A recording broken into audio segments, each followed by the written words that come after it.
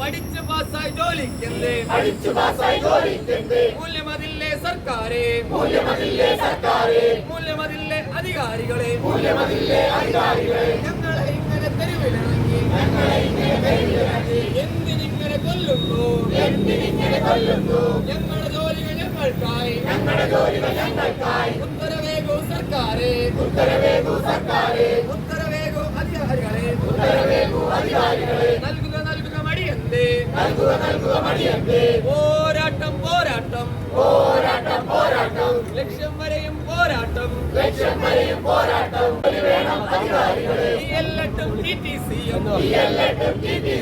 ഇന്റർവ്യൂവും നീതിക്കേറി പഠിച്ചു പാസ്സായി ജോലിക്കല്ലേ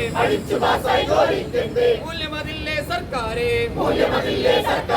മൂല്യമതില്ലേ അധികാരികളെ ഞങ്ങളെ ഇങ്ങനെ തെരുവിലിറങ്ങി എന്തിനിങ്ങനെ കൊല്ലുന്നു ഞങ്ങളുടെ ജോലികൾ ഞങ്ങൾക്കായി ഉത്തരവേഗോ സർക്കാരെ ഉത്തരവേഗോ അധികാരികളെ നൽകുക മടിയന്തേ പോരാട്ടം ലക്ഷ്യം വരെയും പോരാട്ടം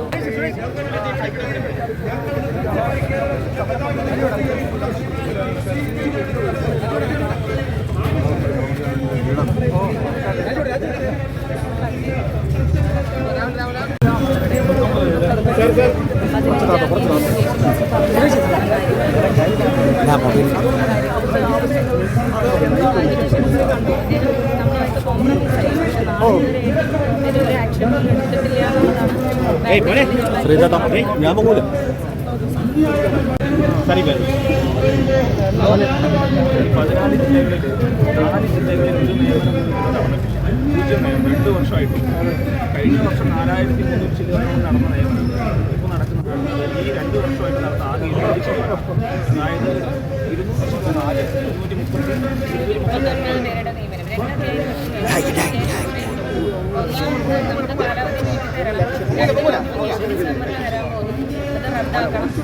അതുപോലെ തന്നെ നമ്മുടെ ലിസ്റ്റിന്റെ പരമാവധി ആളുകൾ എടുത്തിട്ട് ഞാൻ തന്നെ പോയി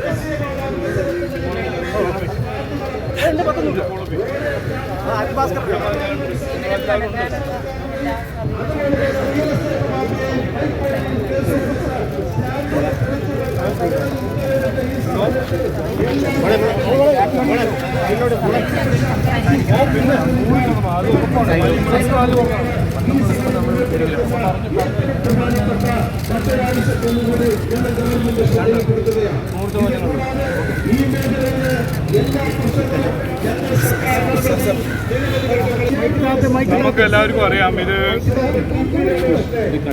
ഇന്ന് തുടങ്ങിയ ഒരു വിഷയമല്ല. ഇത് 2 കൊല്ലം മുമ്പ് തുടങ്ങിയ ഒരു വിഷയമാണ്. നമ്മളെ ഇവിടുത്തെ കുട്ടികൾക്ക് അവർ എക്സാം കൊടുക്കുന്നു, തൊഴിലവസരത്തിന് വേണ്ടി PSCയിൽ എക്സാം കൊടുക്കുന്നു. പക്ഷേ അവർക്ക് ആ തൊഴിലവസരം, അവരുടെ അവകാശമായ തൊഴിലവസരം അവർക്ക് കിട്ടുന്നില്ല. ഏറ്റവും കൂടുതൽ തൊഴിലില്ലായ്മയുള്ളൊരു സംസ്ഥാനമാണ് കേരളം.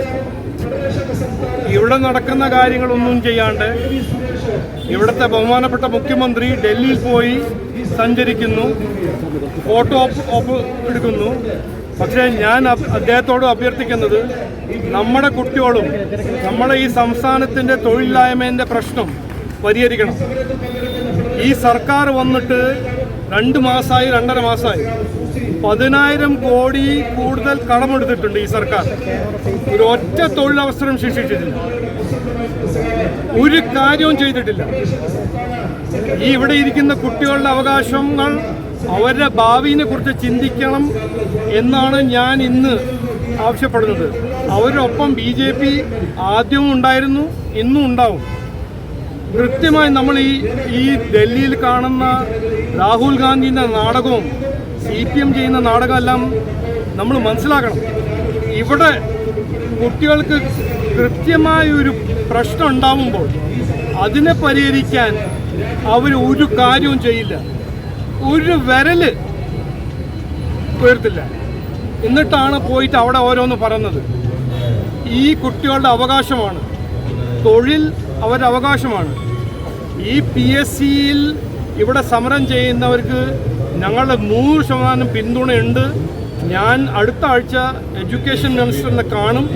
അവരുടെ പ്രശ്നങ്ങൾ അവരുടെ മുമ്പിൽ വയ്ക്കും, അദ്ദേഹത്തിന് മുമ്പിൽ വയ്ക്കും. സഭയിൽ ഇത് BJP ഉയർത്തുമെന്ന് ഞാൻ ഇന്നൊരു വാഗ്ദാനം കൊടുക്കുന്നു. അത് അവർക്കൊരു വാഗ്ദാനം കൊടുത്തിട്ടുണ്ട്. അത് BJP അവരൊപ്പം ഉണ്ടാവും, കുട്ടികളുടെ ഒപ്പം BJP എപ്പോഴും ഉണ്ടാവുമെന്ന് ഞാൻ ഇന്ന് പറയാൻ ആഗ്രഹിക്കുന്നു.